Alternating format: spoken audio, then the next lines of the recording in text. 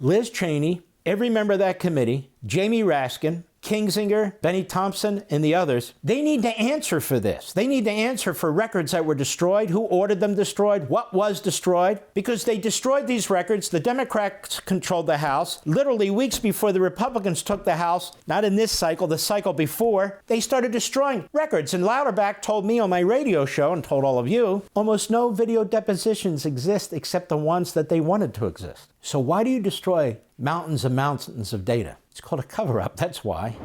The January 6th committee, the Stalinist Pelosi committee. Now, this committee was Pelosi's plaything. You know, the two reprobate Republicans she appointed were Trump haters, Dizzy Lizzy and Kinzinger. What a strange dude that is, too. So it's been my position that the fact that they destroyed records, the fact that they sent recommendation with a report to prosecutors at the United States Department of Justice and urged the criminal indictment of Donald Trump on a number of issues, including obstruction, that is not covered by the speech and debate clause in the Constitution. That is, members of Congress cannot be questioned in any way about the things that they say as part of their duties, typically on the floor of the House. The court has extended that to other areas, press conferences and so forth.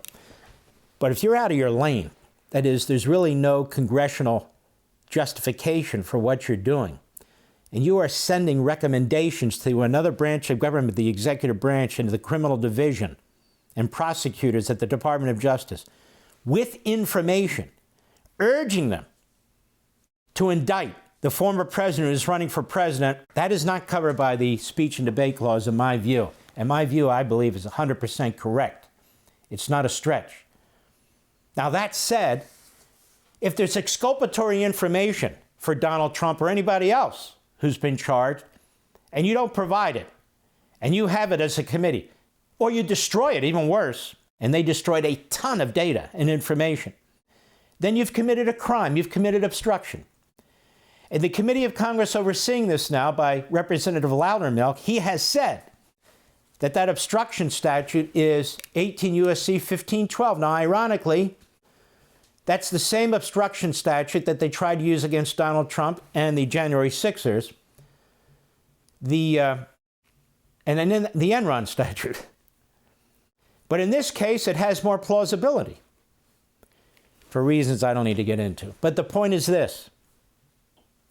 Liz Cheney, every member of that committee, Jamie Raskin, Kinzinger, Thompson, Bennie Thompson, and the others, they need to answer for this. They need to answer for records that were destroyed, who ordered them destroyed, what was destroyed.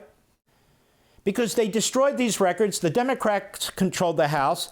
Literally weeks before the Republicans took the House, not in this cycle, the cycle before, they started destroying records. And Louderback told me on my radio show, and told all of you, almost no video depositions exist except the ones that they wanted to exist.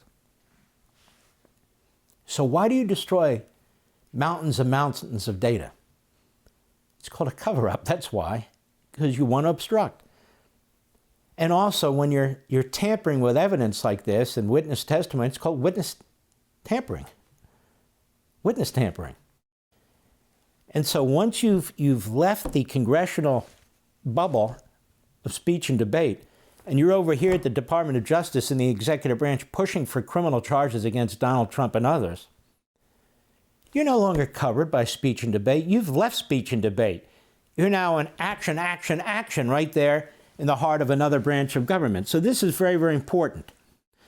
So take a look at this. This is CNN this morning with Casey Hunt a few days back. Trump issues middle of the night threat to Liz Cheney. Oh my God, can't do that. Go. Donald Trump, just weeks away from being invested with the immense powers of the presidency, calling for a criminal investigation into Liz Cheney over witness tampering after a report from House Republicans singled her out. Now, what's interesting about this is I talked about all this past weekend on the January 6th committee about witness tampering, obstruction, not covered by speech and debate, that is, not immunized. And this report that came out in the cover letter and so forth basically says exactly the same thing. Exactly the same thing. I believe they issued it, it was on Tuesday perhaps. So we have an impact. You know, I'm not saying people are plagiarizing. It doesn't bother me if they do, if it's for the right cause, if it's for the mission.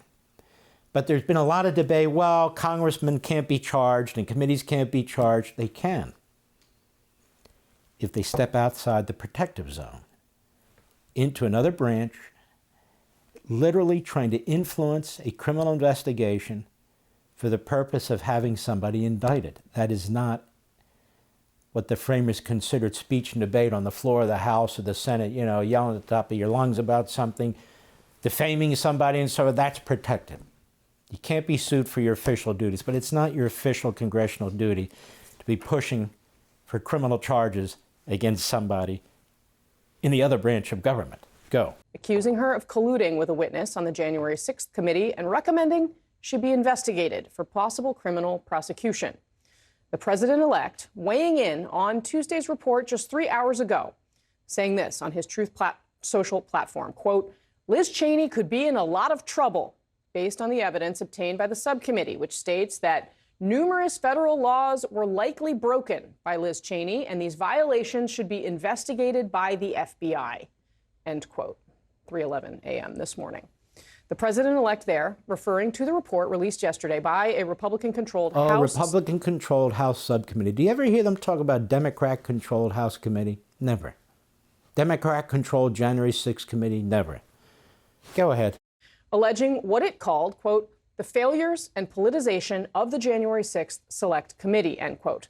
The report calls the committee, quote, a political weapon with a singular focus to deceive the public into blaming President Trump for the violence on January 6th. Okay, thank you, Casey Hunt, another nobody with a journalism degree, given a podium at CNN, which has no ratings. As a matter of fact, my guess is that my having played it here for Blaze, that has more eyes on it than it did when CNN ran with it, because CNN is a useless carbon footprint, just like MSNBC. And Casey Hunt, her next job is going to be on airport radar or sonogram, which has more viewers than CNN. There'll be more on this, and I do believe that the Justice Department under Donald Trump should pursue this, and I guarantee you that Pam Bondi, who would be a superb attorney general, and I support her 100%, that she'll be grilled about this, because what Congress doesn't want is to be held accountable, especially the Democrats. And January 6th is their July 4th. For them, that's the great day, January 6th. So they're going to want to protect the history that they've created, the false history that they've created around most of that. For all this and much more, sign up for Levin TV.